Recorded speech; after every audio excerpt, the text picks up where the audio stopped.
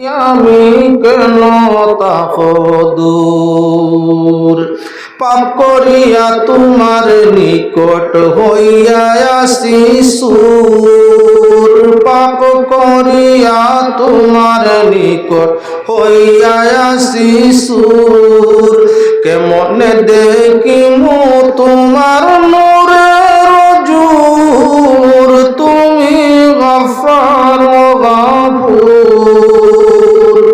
বখতি বাবে ডাকি আমি কেন তাহ দূর, পাপের বোঝা লইয়া মাথায় সদায় করি জোর, পাপের বোঝা লইয়া মাথায় সদায় করি জোর, আর জিলওয়া দেখাই করো ফার জুলমত সমদূর, খুদা গফফার গফুর, ভক্তি ভাবে ডাকি আমি কেন তাহ দূর, মনসুরে আইনাল হক বলি করিলা কসুর, মনসুরে আইনাল হক বলি করিলা কসুর, যার নামে সে বলিল কসুর হয় মশহুর, খুদা গফফার গফুর, বখতি বাবে ডাকি আমি কেন তাহ দূর। قال الله تعالى مخبرا وآمرا إن الله وملائكته يصلون على النبي يا أيها الذين آمنوا صلوا عليه وسلموا تسليما اللهم صل على سيدنا مولانا محمد وعلى آل سيدنا مولانا हमें है हयात आबदी जान बे लोगों की, ओ शाक का है रूह फिरा नाम मुहम्मद अल्लाहुम्मा सल्ली अला सय्यिदिना मौलाना मुहम्मद वाला आली सय्यिदिना मौलाना, अल्लाह करे हराम उस पर आतिशे दोज़ख, जिस शख्स के हो दिल में लिखा नाम मुहम्मद अल्लाहुम्मा सल्ली अला सय्यिदिना मौलाना मुहम्मद वाला आली सय्यिदिना मौलाना मुहम्मद।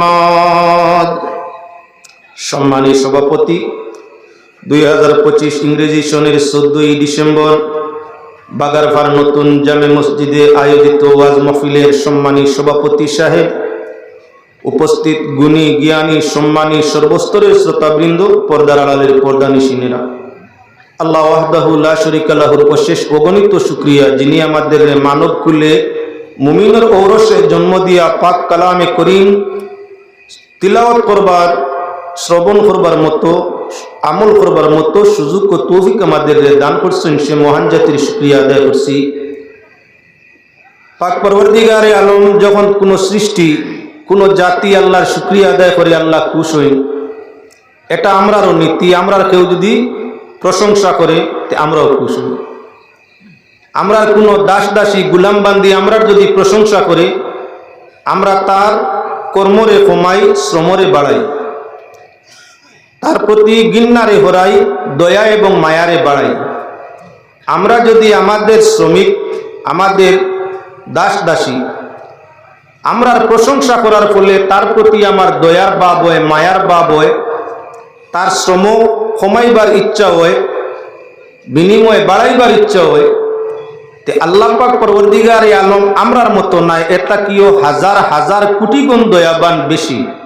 যখন মুমিনে আল্লাহর শুকরিয়া আদায় করে, মানুষে আল্লাহর শুকরিয়া করে, পাক পরবর্তীকার আলমে সঙ্গে সঙ্গে এই শুকরিয়া আদায়কারীর উপরে খুশ হই এবং তার জন্য নিয়ামত রহমতর দরজা অগণিত খুলিয়া দেন।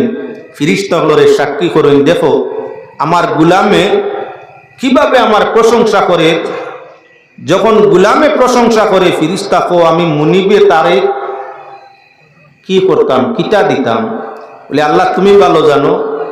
বলে আমার বন্দার যে জরুরত হয়, তোমরা সেই জরুরতরে জায়জ বৈধ জরুরতরে পূর্ণতা করার লাগি সহযোগিতা করো। আল্লাহ কামুল হাকিমিনের শুক্রিয়া প্রত্যেক ওয়াইজিনে ওয়াজও আইয়া প্রথমিত খুতবা করেন, আল্লাহর প্রশংসা করেন, রিসালতর গুণগান গাইন। ওয়াহদানিয়ত রিসালত শেষ করিয়া নিজের জান নফসর উপরে কিছু তওবা ব্যাপারে শব্দগুলো উচ্চারণ করিয়া এর বাদে ওয়াজরে আরম্ভ করেন। যাও উলামায়ে কেরামের তর্জ তরিকা অনুযায়ী, ইসলামের তর্জ তরিকা অনুযায়ী খুতবা আদায় করিয়া আপনার সামনে আলোচনা আরম্ভ করতেছি। আমরা সৃষ্টি জগতের শ্রেষ্ঠ জীব মানুষ। আমাদের ব্যবহার, আচরণ, কর্ম, ধর্ম, চলা ফিরা, লেহাজ তমিজ, মাত, কথা, উঠা বসা, জীবনের প্রথম থেকে শেষ পর্যন্ত সৃষ্টি জগতের মাঝে শ্রেষ্ঠ হইত। কেননা আল্লাহ পাক পরবর্তীকারে আলমে ফরমাইছেন পাক কালাম কোরআনে করিমের মধ্যে, নবী করিম সাল্লাল্লাহু আলাইহি ওয়াসাল্লাম সৃষ্টির বালা মানুষ। আর আল্লাহ ফরমাইছেন ইন্নাকা লাআলা খুলুকিন আযীম, নিশ্চয় আপনারে সৃষ্টি করা হইছে উত্তম আদর্শ দিয়ে, আপনি উত্তম আদর্শে অধিষ্ঠিত প্রতিষ্ঠিত। অন্য জায়গায় ফরমাইছেন আল্লাহ লাকাদ কানা লাকুম ফি রাসূলিল্লাহ উসওয়াতুন হাসানাহ, নিশ্চয় মানব জাতি তোমাদের জন্য নবীজির মধ্যে ভালো আদর্শ আছে। আল্লাহর হাবিব সাল্লাল্লাহু আলাইহি ওয়াসাল্লামের আদর্শরে গ্রহণ করার লাগি পাক পরবর্তীকারে আলমে পাক কালাম কোরআনে করিম জায়গায় জায়গায় ঘোষণা করছেন। বারবার আল্লাহ যাতে ফরমাইছেন আতিউল্লাহ ওয়া আতিউর রাসূল, আল্লাহর অনুসরণ করো, ইতাআত করো, নবীজির অনুসরণ ইতাআত করো। আল্লাহরে দেখা যায় না, নবীজিরে একগুলো মানুষে দেখছেন, নবীজির অনুসরণ করছেন। যারা নবীজির অনুসরণ করছেন, আল্লাহর হাবিবের আর শান ফরমাইছেন কি আসহাবি কান নুজুম, আমার সঙ্গী যারা, সাহাবী যারা, এরা আকাশের নক্ষত্র। নবীজি আকাশের চন্দ্র, চাঁদে সুরা পৃথিবীরে আলো দে। নবীজি ফরমাইছেন আমার সাহাবীরা আকাশের নক্ষত্র। আসমানও যখন নক্ষত্র হল উদয় হয়, চাঁদ ছুটো থাকে একদিন দুই দিনের চাঁদ, তখন তারকা হল চকুর মাঝে বাসে, আসমানের সৌন্দর্য তারকায় আনে। তাই নবীজি ফরমাইরা আমার পিয়ারা সাহাবী হল আকাশের নক্ষত্র। বিআইহিম ইক্তাদাইতুম ইহতাদাইতুম, যে কোনো সাহাবীর যদি তুমি তাই অনুসরণ করো, পথ অবলম্বন করো, হেদায়ত পাইলিবাই, ব্যস্ত যাওয়া আসা নইব, ব্যস্ত রাস্তা পাইবাই। সাহাবায়ে কেরামের আচরণ কি ছিল? সাহাবায়ে কেরাম রিদওয়ানুল্লাহি তাআলা আলাইহিম আজমাইনের পাঁচটা সিফত কোরআনে করিম তাকি আপনার সামনে আয়াত পড়ছি। আল্লাহ প্রকৃত মুমিনের পাঁচটা গুণ কইছেন, যারার মাঝে এই পাঁচটা গুণ থাকবো এরা নিঃসন্দেহে ব্যস্ত যাইবা।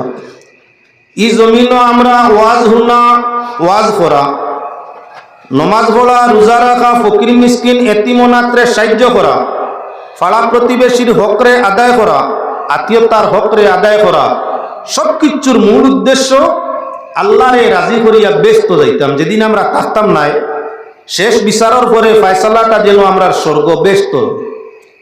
পৃথিবীর যত ধার্মিক আছে, যত ধর্ম আছে, প্রত্যেক ধর্ম অনুসারীর উদ্দেশ্যই একটা পরকাল, শেষ জীবন। দুনিয়ার জীবনের পরে যে জীবন ভবিষ্যতে আর মরণের পরের জীবন, সেই জীবনটা যাতে আমরা স্বর্গগামী জীবন হয়, শান্তির জীবন হয়, অশান্তি থাকে না। এর কারণে প্রত্যেক ধার্মিকে তার ধর্ম অনুসারে আল্লাহরে ডাকে। পৃথিবীর এমন কোনো ধর্ম নাই যে ধর্ম হিংসা আছে, এমন কোনো ধর্ম নাই যে ধর্মের মাঝে মুনাফিকি আছে, এমন কোনো ধর্ম নাই যে ধর্মের মাঝে দুইয়সি আছে, চুগলি আছে, গীবত আছে। প্রত্যেকটা ধর্ম নিয়ম নীতি আছে।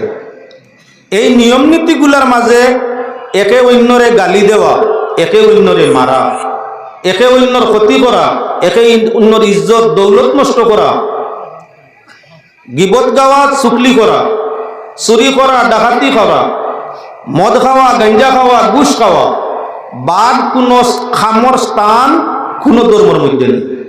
প্রত্যেকটা ধর্ম এই নিয়মগুলা সঠিক বলে, তাহলে সারা ধর্ম এক বলে না। আকাইদ বিশ্বাসের মাঝে, এতেকাদ বিশ্বাসের মাঝে, আল্লাহর ওয়াহদানিয়ত, রাসূলের রিসালতর মাঝে মান্যতা অন্তর দিয়া মানামানিক ব্যবধান আছে। কর্মর বেলায় নিয়ম নীতি, আদেশ নিষেধ প্রত্যেক ধর্ম প্রায় সমান, মানবতার ধর্ম প্রায় সমান। এতেকাদ বিশ্বাস, ইমান ও মধ্যে ব্যবধানটা থাকে। এবার আল্লাহর বান্দাগান লক্ষণীয় বিষয় থাকলো মুমিন আল্লাহ পাক পরওয়ারদিগারে আলমর মায়ার গোলাম বান্দিওর মধ্যে একমাত্র থাকলা প্রকৃত মুমিন হল আল্লাহর প্রিয়।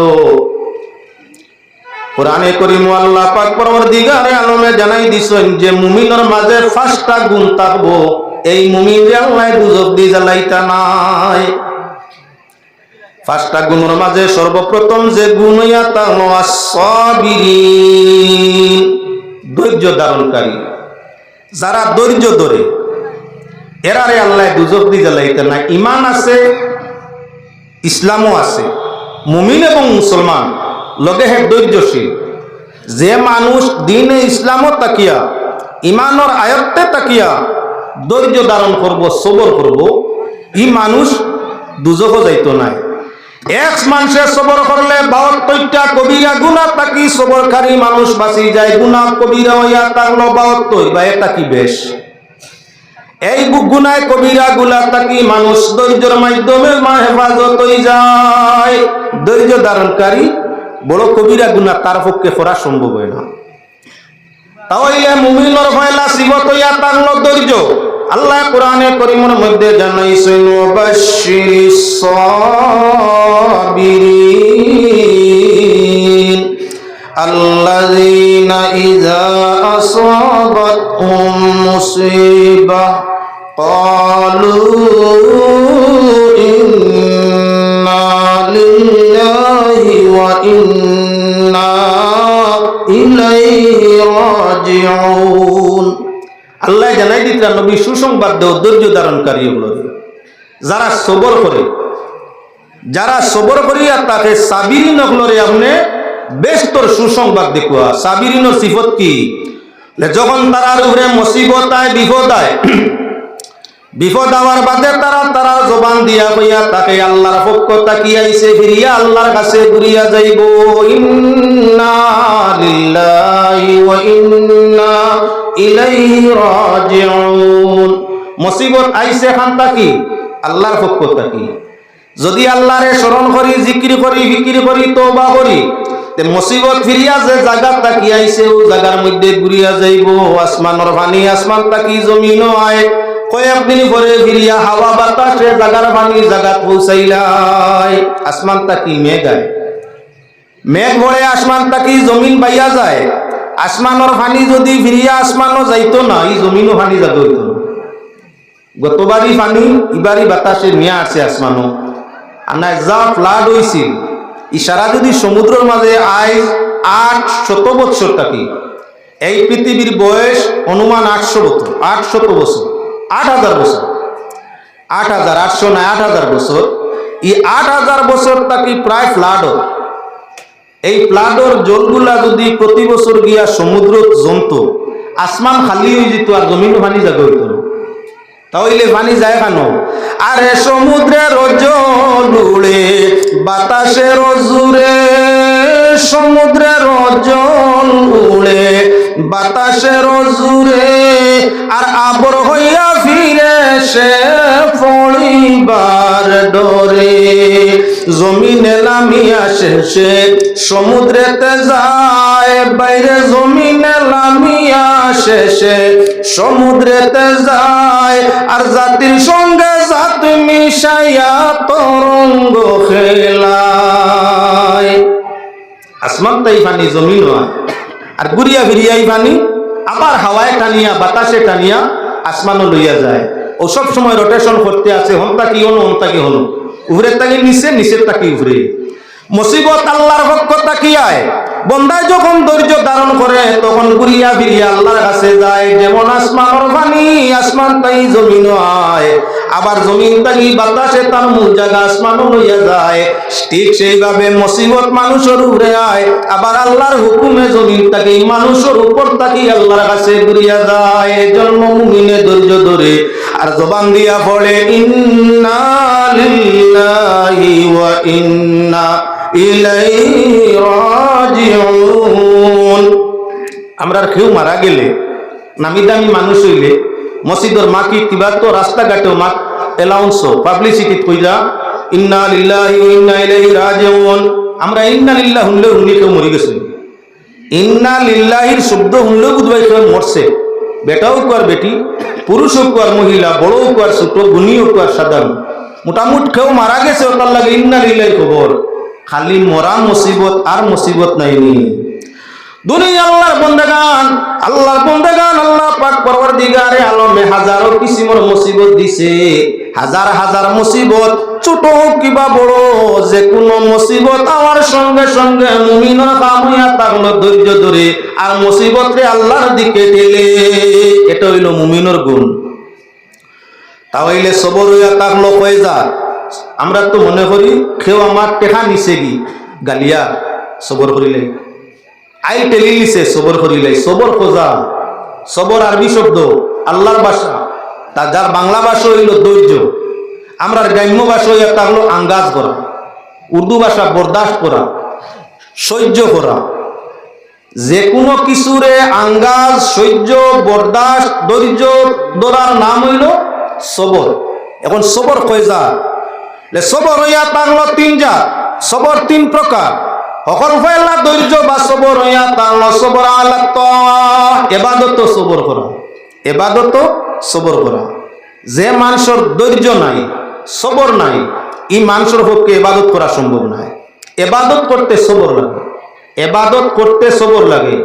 পয়লা সবর হইয়া থাকলো তিন জাত একটা একটা করে তিনটার আলোচনা সামনে আনিয়ার প্রথম হইয়া থাকলো এবাদত সবর করা দুই নম্বর হইয়া থাকলো কি আপনার কি বলে মুসিবতের মধ্যে সবর করা বিপদ আইলে বিপদ সবর করা তিন নম্বর হইয়া থাকলো কি বলে গুনার কাম সবর করা গুনার কাম সবর করা এই হইল সবর তিন জাত একটা একটা করে বুঝাইলেও বুঝিলি ভাই শুধু সবর আমরার মাঝে আই গেলে দুনিয়ার কোন নেতায় দুনিয়ার কোন জাতে দুনিয়ার কোন ব্যক্তি দুনিয়ার কোন শক্তি আমারে আপনারে কিছুই করা সম্ভব নয় আমরা সব পৃথিবীবাসী শুধু মানুষের জন্য নয় সৃষ্টি জগতের জন্য কি হইতাম পারি একজন মানুষ যদি প্রকৃত মুমিন হয় পাঁচটা গুণ তার মাঝে থাকে দুনিয়ার কোন বাগেও তারে ধরবে না নাগেও তারে খাইবে না দুনিয়ার কোন শত্রু মানুষটাকে আরম্ভ করিয়া পশু পঙ্গি পর্যন্ত তারে আমার কেউ দুঃখ কষ্ট দিবে না মুমিনরে কেউ কষ্ট দিতে চায় না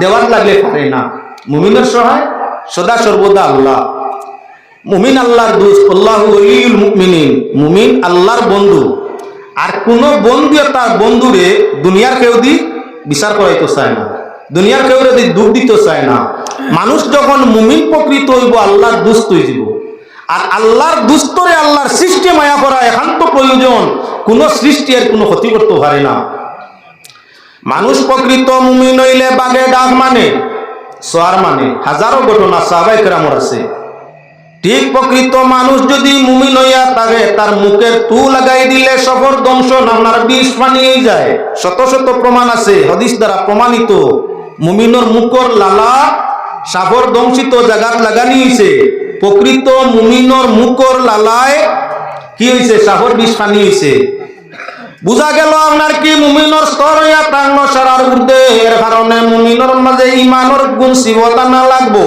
পয়লা যে সিফত সেটা হইয়া তার লগি আপনার কি বলে ধৈর্য। পয়লা সিফত হইয়া তার লগি ধৈর্য। ওয়াস-সাবিরিন, ধৈর্যশীলদের জন্য বেহেশতের সুসংবাদ।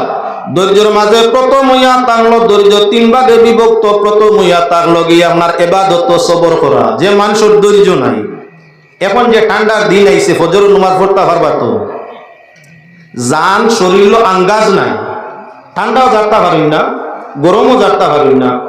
এখন আবো কিছু ঠান্ডা কম, আরো 15 দিন পরে যে পরিমাণ ফজর রক্ত ঠান্ডা ছাড়বো, এই সময় আমালা খান অধৈর্য বেসবর মানুষে নমাজ পড়তে পারবো ফজর রক্ত। ফজরের যখন ঠান্ডার মৌসুম হতাইয়া আছে, তখন ব্ল্যাঙ্কেট কম্বলে খালি আপনার বাপ ডাকে আর কয় শোনা বাবা নু লড়িও না, অত আরাম। আমি কিলা গরম হয়েছি বুধবার আইনি, যে সাইটে দিয়ে তোমার শরীর লাগে বুধবার আইনি কত আরাম, তুমিও গরম আমিও গরম। লড়াচড়া করিও না, বার হয়ে গেলে মরবাই। লেপটা কি বাহির হয়ে গেলে, কম্বলটাই বাহির হয়ে গেলে তুমি মরবাই, লড়িও না। ঠান্ডার দিনও আপনার যত রাত্রি যত গভীর হয়, তত বেশি আপনার কম্বল ব্ল্যাঙ্কেটের মাঝে লেহাবর রাজাইর মাঝে মজা বাড়ে। তখন বেসবর মানুষ আঙ্গাজ যার কম, ঠান্ডা জানতে পারে না, হে নমাজের টাইমে খালি তারিখ করে আর যাবা স্কুল তো ঠান্ডা উঠিয়া না, আল্লাহর হুকুম হইলে ফাইল পড়িল। খাইলো তো ঠান্ডা সমান নাই আরো বাড়িছে, ও আইজো তারিখ করে আঙ্গাজ করতে পারেন না, আইজো তারিখ করে না, আইজার পড়িয়ান না, আল্লাহর হুকুম হইলে খাই উঠে যাবো। খাই তোমার কোন দিন আইব, খাইলাইতে আইতে জীবন শেষ। এর কারণে প্রকৃত মুমিন যারা হইয়া থাকে, এরা আপনার কি বলেন ধৈর্য ধারণ করিয়া নমাজ আদায় করিয়া থাকে, ধৈর্য ধরে নমাজ পড়ে। ফজর রক্ত ঠান্ডার মৌসুম মসজিদে গিয়া দেখুন না মানুষ ওজন বালা করিছে। বা আমরা বাগারপাড় হামসায়া মনে করিলেন 60 পরিবার, একটা পরিবারও সমাজ কম বাপ বেটা মিলে 2 জন। ছোট পরিবার সুখের সংসারও যদি হয়, 2 ছেলে 1 ছেলে 1 মেয়ে, তথাপিও তো এক পরিবারও বাপ বেটা কয়জন? 2 জন। 60 পরিবারও 120 জন। নমাজের জমা তো কজন হওয়ার কথা ছিল? 120। 20 মাইনাস করিলাও, এই 20 জন দুর্বলতা, নানান বেমারি আজারি বয়সে নানান দিকে মাজুর পারছই না। 20 মাইনাস 80, 100 বলে 100টা কি আরো 20 হইয়া তাহলে দূর বিদেশ গেছেন গিয়া বাড়িয়ে করে না, কত হইতো নমাজও 80। তাহলে ইমাম মুয়াজ্জিনার লগে 3 জন আপনার কি বলে 10 টাকাটাও পুরো হইল না। ই হামসায়ার মুসলমান কমি গেছলানি, মুমিন কমি গেছলানি বলে না, কোন জিনিসে কমাইছে নমাজে বলে ধৈর্য নাই। ধৈর্য কমই যাওয়ার কারণে ফজরের জমাতো রোজর মানুষ নাই। ঠিক আছে, আজি গরমের